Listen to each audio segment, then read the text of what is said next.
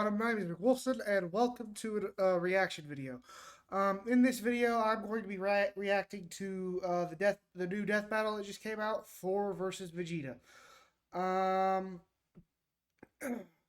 I've reacted to death battles in the past. I think the only death battle I really reacted, I don't know if I ever posted that one actually.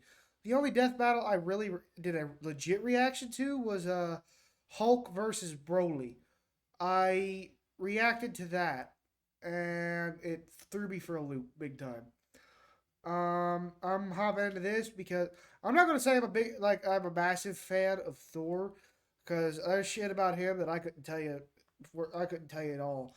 But I freaking love Thor, and I do love Thor. He's a cool character, and I just want to see how well the Death Battle can do him, especially since they have a bad habit of fucking up characters. He's fighting Vegeta, and I am a bit interested to see how that goes. A part of me is leaning towards Vegeta as I go into this video. Just because Marvel, I'm a big DC and Marvel guy. I stand among the community that views DC as a universe is far more powerful than Marvel. And if half the Dragon Ball feats I hear about are anything to fucking go about, the Dragon Ball universe in general is fucking insane. So essentially, what I'm going to be doing, I'm not really expecting Thor to win this. Like, he's obviously going to put up a fight, but I don't expect him to have much of a chance. I'm honestly expecting Vegeta to win this, but one thing I know with these death battles is not only do you not know who's going to win, but they do dig deep. And most of their episodes are actually done good and correct. Not all of them, but most of them are actually done good and well, and the correct and the reasoning all stands up. It doesn't always work out, but I'm hoping this is one of the ones that will. So I'm going to go ahead and hop right into this, and we will go ahead and start this in 3, 2, 1.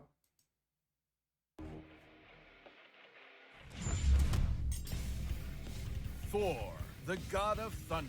And Vegeta, the prince of all Saiyans! The sky shakes when they appear, and the earth trembles when they approach. No world can contain the power of these two gods of war.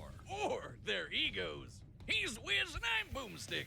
And True. it's our job to analyze their weapons, armor, and skills to find out who would win a death battle. Thunder cracks, the heavens rumble, lightning blinds your eyes. You look up to the sky and pray for mercy because Thor is angry. Well, you would have if you were a Viking. Nowadays, we don't have time for myths and legends. Oh, don't we? For in the modern mythology of Marvel Comics, the Norse god of thunder was reborn. And I'd wager this Thor is a hell of an upgrade. The son of the All-Father Odin, Thor lived the life of a warrior prince, battling all manner of magical foe for thousands of years. That is, until he got a little too big for his britches. So to teach him a lesson about humility and compassion and whatever, Odin exiled him to the worst place in the universe, New York. Ooh, you hate to see it. Thor's Asgardian body is immensely durable, immune to disease, and capable of healing far faster than any mortal man. He's also the literal god of strength. We're talking lifted a planet-sized serpent strong, knocking out the Phoenix Force strong, arm wrestling with Hercules and almost throwing the Earth out of orbit strong. Notably, he was once blasted with a graviton bomb, which subjected him to the gravity of a neutron star. That's over 200 billion times greater than Earth's gravity. And he's got the stamina to match. Nice. Able to fight for 40 days and 40 nights without stopping. And what better weapon for the god of storms to wield than a sentient cosmic storm? Eons ago, the almighty god Tempest rampaged through the universe. It arrived in Asgard, and after a pitched battle, Odin managed to trap it within a block of the magical ore Uru that he would forge into his son's hammer, Mjolnir. Oh, what more can be said about this beautiful thing? Forged in the heart of a dying star that went supernova and killed the dinosaurs, Mjolnir is maybe my favorite thing ever. He can channel bolts of lightning, manipulate the weather, open portals to other dimensions, and absorb and redirect energy attacks.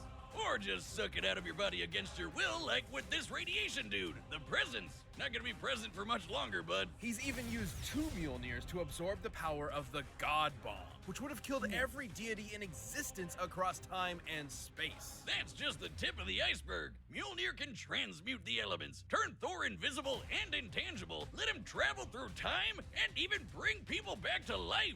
And if Thor wants to fly, all he has to do is take it for a spin. Literally, he throws that motherfucker as hard as he can and holds on for dear life. And when he does, it flies fast enough to cross the entire galaxy in seconds. Only one problem. It's a little teeny. Unlike Thor's big-ass axe, Yarnbjorn, it's sharp enough to cut through celestial armor, and it's unbreakable, and an axe. Okay, look, it doesn't have a galaxy storm inside it, but it's still pretty cool. Oh shit, look, Wiz, I'm worthy. No, you're not. There's no enchantment on the axe. Well then what the hell am I gonna do with this? But should he face an enemy beyond the likes of even his world-shattering strength, Thor can harness his inherent godly power into one single ultimate attack, the God Blast. God is right. Even Galactus, the devourer of worlds, shit his pants and bounced at the sight of such an awesome attack. Jesus, even the Avengers seem pretty small potatoes compared to this guy. Why'd he even bother with them? Because not every problem Hulk can be speaks solved by otherwise. hitting it really hard. Bullshit. That was the point of Odin's lesson, to force his headstrong son to confront a world more complex and nuanced than his millennia of battle had prepared him for. Thor had to be more than a warrior, he had to be a hero. He's battled Thanos, the Silver Surfer, and even the Sentry.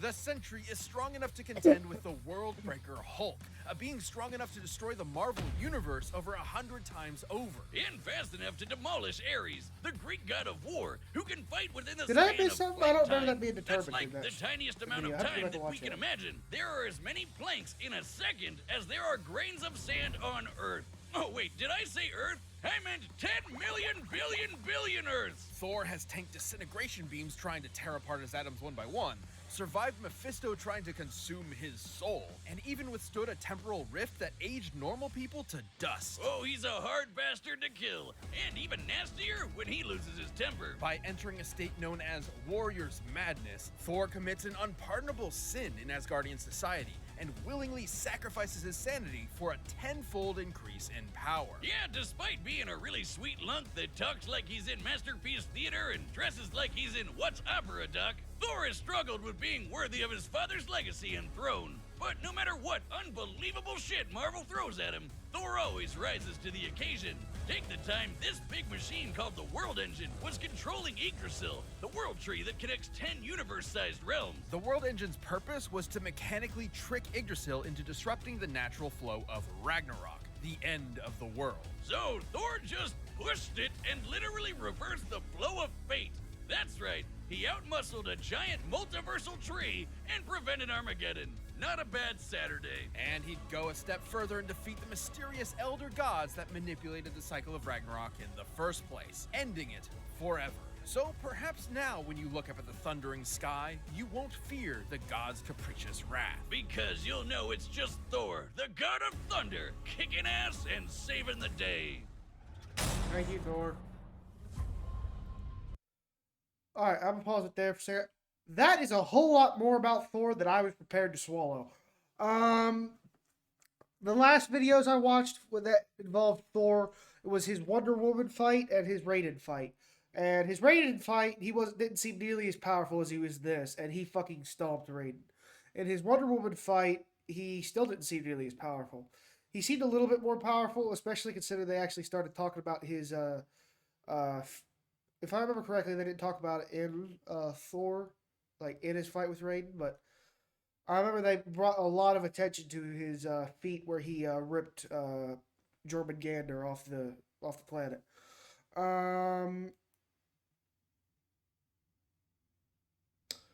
But he still didn't seem as powerful as he is now. Seems like lately they're using a lot of not estimations, but actual numbers numbers and multipliers and shit to explain their shit. Kind of like Dragon Ball does.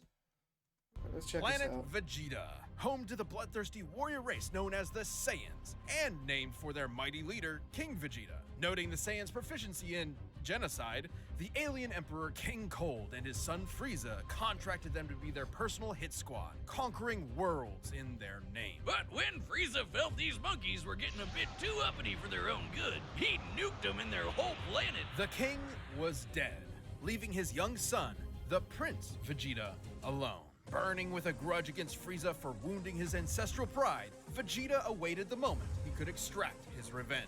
As one of Frieza's former top enforcers, Veggie was trained from birth to be one of the greatest warriors in the universe. It helps that planet Vegeta had a gravity 10 times greater than that of Earth's, making his natural physiology significantly stronger and more durable than a human's. As in making the whole friggin' Earth shake just by throwing hands. And like all Saiyans, Vegeta can harness his ki, or inner life force, as a physical energy to make him even stronger, faster, and tougher than that. Or literally shoot it at your opponent to blow him to kingdom come. That's right, Vegeta can point and click a planet out of existence with his soul. Man, that's hardcore. He can use ki to fly at faster than light speeds, slice you to pieces with an energy blade, and even hold you in place with energy rings. So, let's be real. Vegeta's favorite attacks can be summed up with Big Ass Laser. He's got the purple Big Ass Laser, two-handed Big Ass Laser, rapid fire Big Ass Laser, exploding ball Big Ass Laser, and fucking omnidirectional your ass is grass Big Ass Laser. Though I gotta say, my favorite is the mouth wide open vomit Big Ass Laser. Though that's more of a Nappa thing. Kinda like this. Impressive ki Okay, master, Godzilla. Boomstick. It hurts when I breathe. Vegeta's most terrifying ability, however, is the one inherent to his Saiyan biology. Whenever a Saiyan survives a life or death struggle, their power increases exponentially. That's what Frieza was so terrified of. The Saiyan's infinite. Hold up. Okay, I had always assumed, because it was never really specified to me how that worked. I heard it in the Superman versus Goku fight, and I heard it here and there. That Goku always gets more powerful after every fight.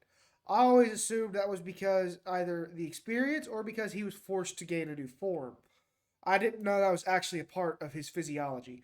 So that's something new for me to learn, because they didn't exactly. I haven't watched all the DBZ, the Death Battle DBZ videos, so I don't know too much about it. But this is something new for me to learn from Vegeta. Because I don't remember them saying that about Vegeta in his Shadow fight either, and I don't think I watched any other fights he did. But evolutionary potential. So it's no wonder Vegeta eventually toppled the alien tyrant with the help of another surviving Saiyan, Kakarot. And with Frieza's defeat at the hands of this earthbound Super Saiyan, Vegeta had a new rival and a new goal. Become blonde! No battle required. Vegeta can harness the rage of his Saiyan heritage and transform into a Super Saiyan 2 and a Super Saiyan 2. But try as he might, Vegeta struggled to keep up with Goku's ever-increasing power. I guess it doesn't help that Veggie is maybe the single cockiest bastard to ever have existed. Yeah, sure, dude. Yeah, Let that Cell one I do become know. perfect. Nah, we'll be fine. Hope your spine is doing all right. Dumbass. Though Vegeta did manage to accomplish something that even Goku couldn't do on his own, becoming a god.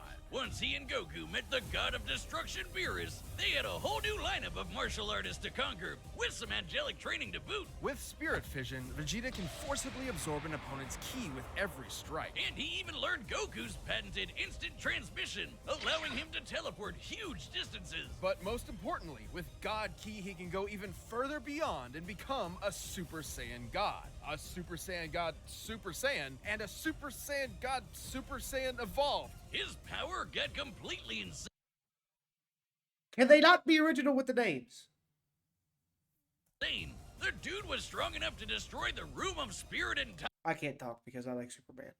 Time, an entirely separate dimension, just by powering up. When Goku fought Beerus, he nearly destroyed the universe. And that was the very first time he ever went Super Saiyan God. Considering we've measured Dragon Ball's Universe 7 to be up to 13 times bigger than our own, he'd need to be punching with that much more energy to bust it. And since the shockwaves of their punches traveled across the universe in seconds, Goku would have had to be punching that fast too. And that's not accounting for Vegeta's training in various exponential transformations. When an amount of power is measured by how many universes it can destroy, that power itself becomes incomprehensible. Oh, we're not done. Vegeta can tap into the same monstrous energy Beerus has, destruction energy. And when he does, he can perform Hakai and erase your ass from existence entirely. It erases you physically, spiritually, and even temporally. As in, it wipes you from time itself. Such is the might of a god of destruction. For when Vegeta wants to go one step beyond, he seizes that very power. He becomes a warrior fueled only by lust for battle. He becomes Ultra Ego. If Vegeta's head wasn't big enough before, his Widow's Peak probably has its own zip code by now. As the offensive counterpart to Goku's Ultra Instinct, Ultra Ego Vegeta is a veritable juggernaut, able to absorb any hits that come his way and return them even stronger. It's wild this guy has a Napoleon complex. He's one of the biggest badasses ever to exist. In a way, failing to beat Goku was probably the best thing for him. Vegeta's whole life was spent rebelling against the humiliation of his race, trying to prove his worth by being the best.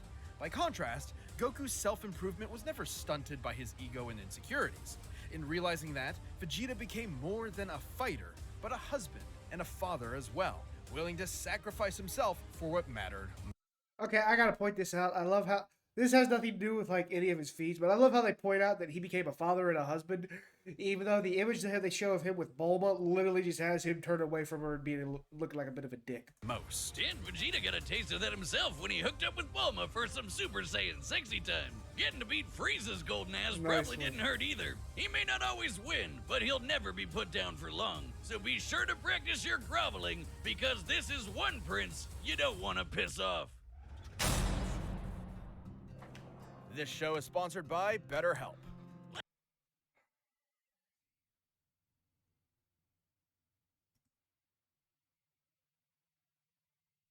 There it is. All right, so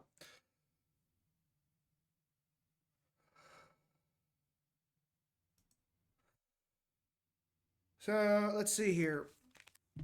Let me rethink this real quick, because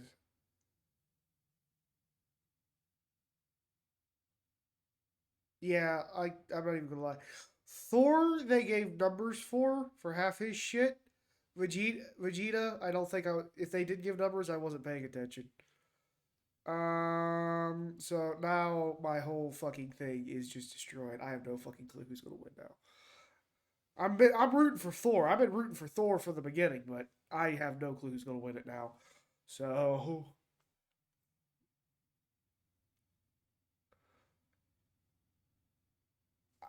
I guess all I can do is start it up and then hope and pray Thor wins. Because I have no fucking clue who's going to win. I didn't pay enough attention to Vegeta's and his feats or his numbers or anything. I can't even recall half of what he was supposed to have done.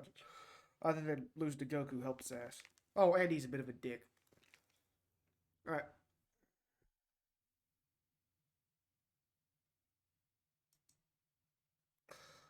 Alright, let's get started. All right, the combatants are set. We've run the data through all possibilities. It's time for a death battle!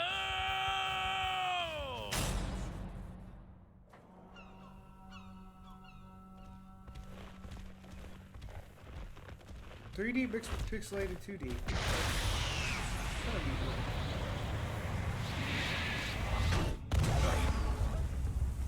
Oh there, mighty warrior.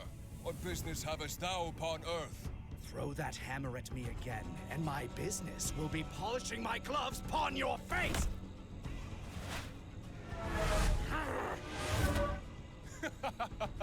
Didst that count?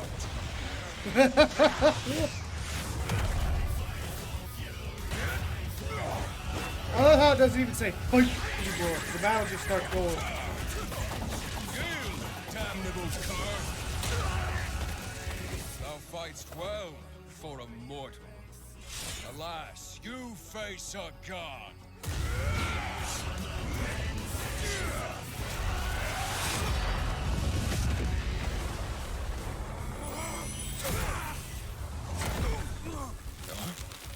I have evolved beyond gods. Your gods, baby. I'm the Prince of all Saiyans, and you can burn in hell! Big Bang Attack!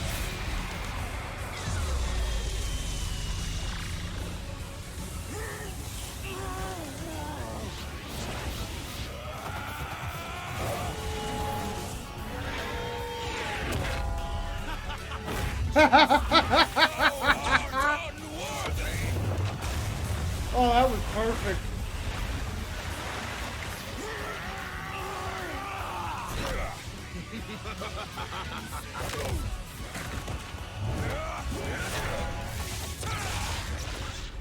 Tell me, does a god such as yourself feel fear?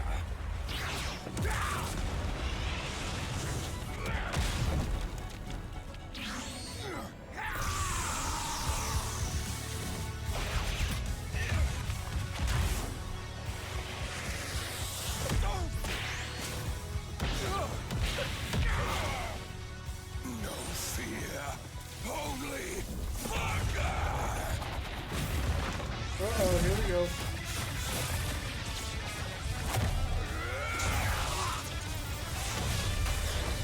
Wait, do they even use Edge Force in this battle? All you will feel is oblivion! I don't remember mentioning that. Feel heaven's wrath!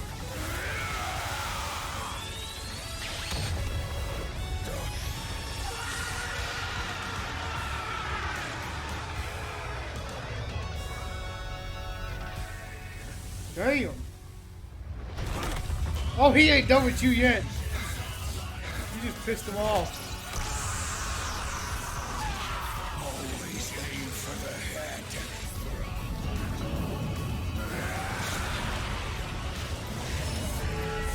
Ooh. Oh, that was awesome.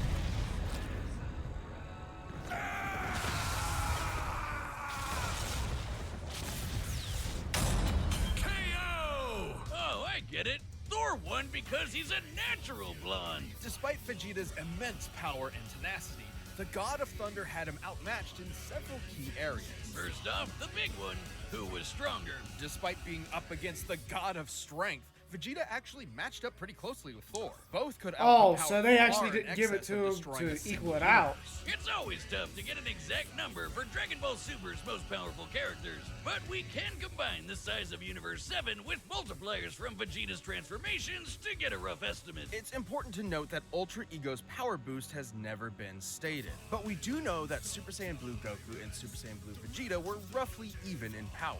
When Goku applied a Kaioken times 20 boost to fight Jiren, Vegeta kept up after going Blue Evolved, implying that both increases in power are roughly the same increase. Similarly, Blue Vegeta matched base Top, and needed Blue Evolved to keep up with Top's God of Destruction form, which is extremely similar to Ultra Ego in theme and purpose. Given this is the best current example of a measurable form akin to Ultra Ego, we can assume that Ultra Ego's boost in power, at least initially, could be extremely similar in terms of a percentage increase, making Ultra Ego's original state about 20 times more powerful than Blue Evolved.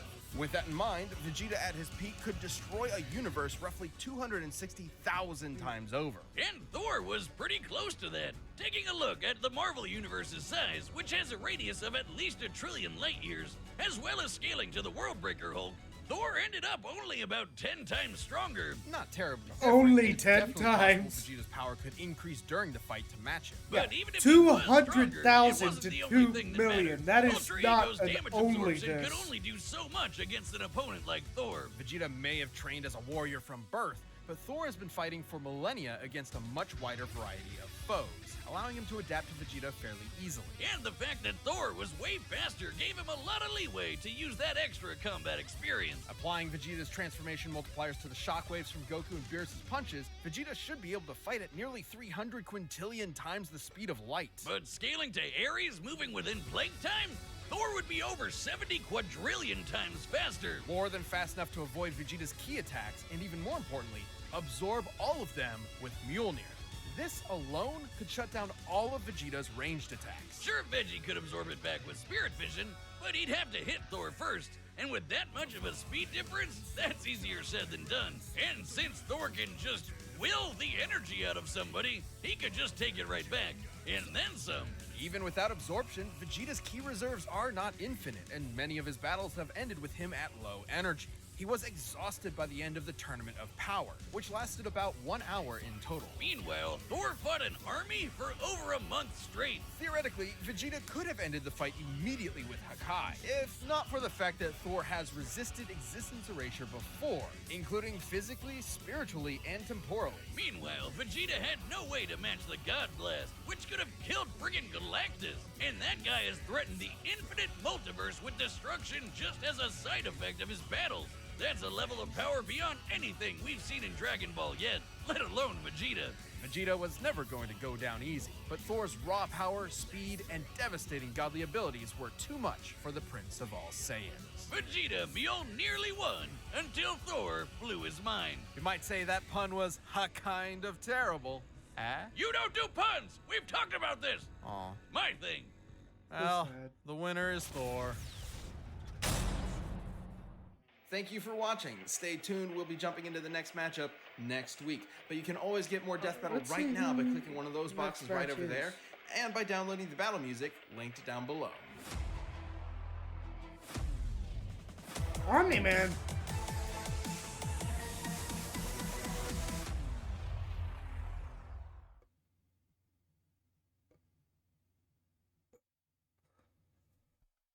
Hold up. Is this some kind of joke? Hey guys, before we get started, I want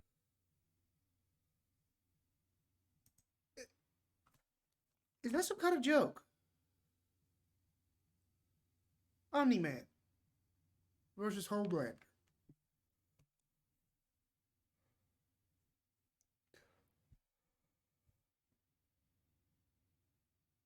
A prideful, powerful alien warrior with actual feats to back up what he can do.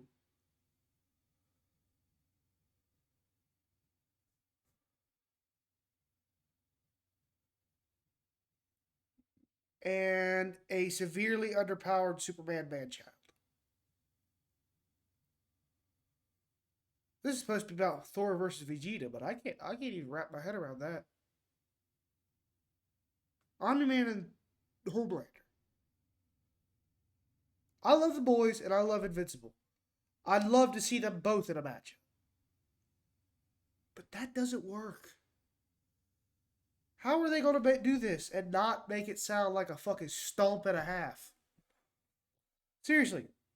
No, it's a matter of Omni-Man blinks and Homelander's gone.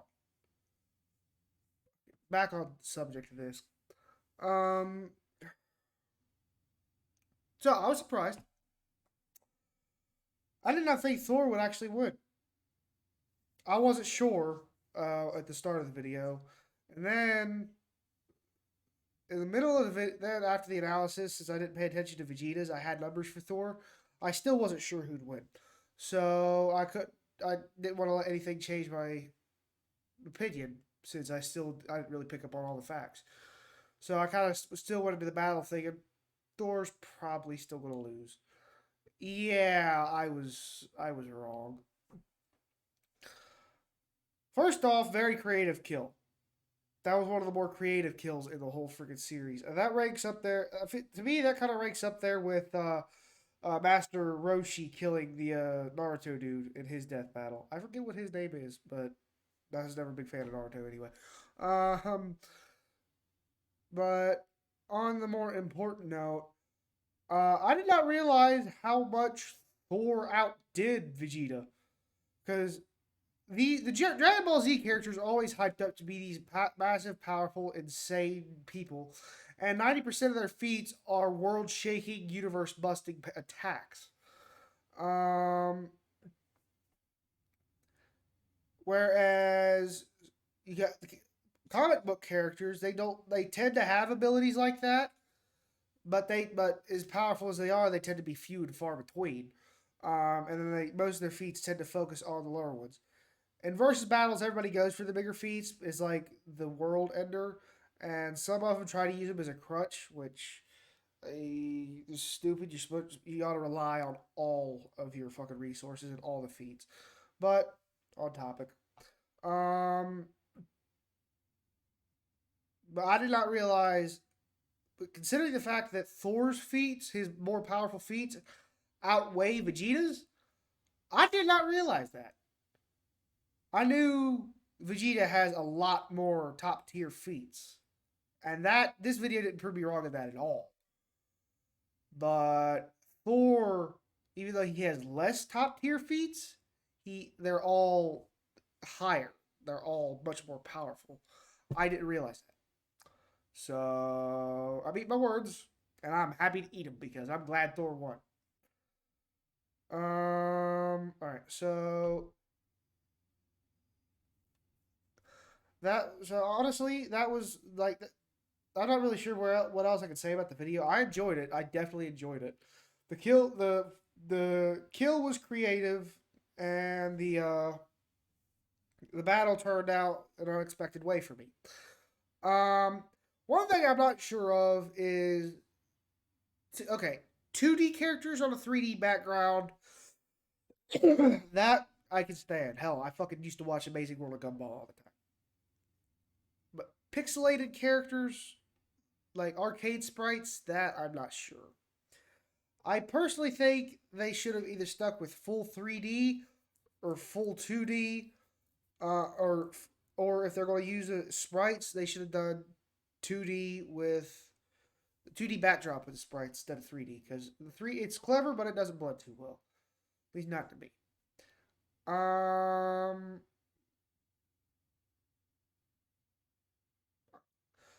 I personally ain't really sure what else to say about it, other than I'm glad Thor won, and he's a fucking badass in the process. So, there's not much else to say. I'm going to go ahead and end this video here. If you guys like this video, don't forget to leave a like to show you enjoyed the video. Every like, every comment, and every subscriber helps this channel a lot more than you guys realize. And I would appreciate all the help, I appreciate all you guys do for me, even if you guys. And I want to say even if you guys don't do much, but the fact of the matter is, just watching the videos, that is a lot. Even if you don't subscribe or anything like that, just watch the videos is a lot more than you think it is.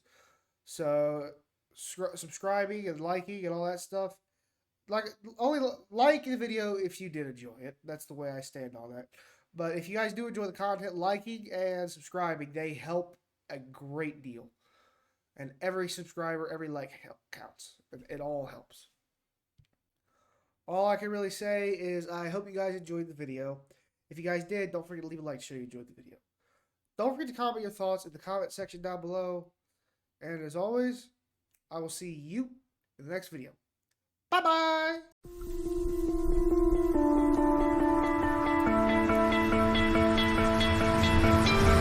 You stole my heart of gold after my silver soul.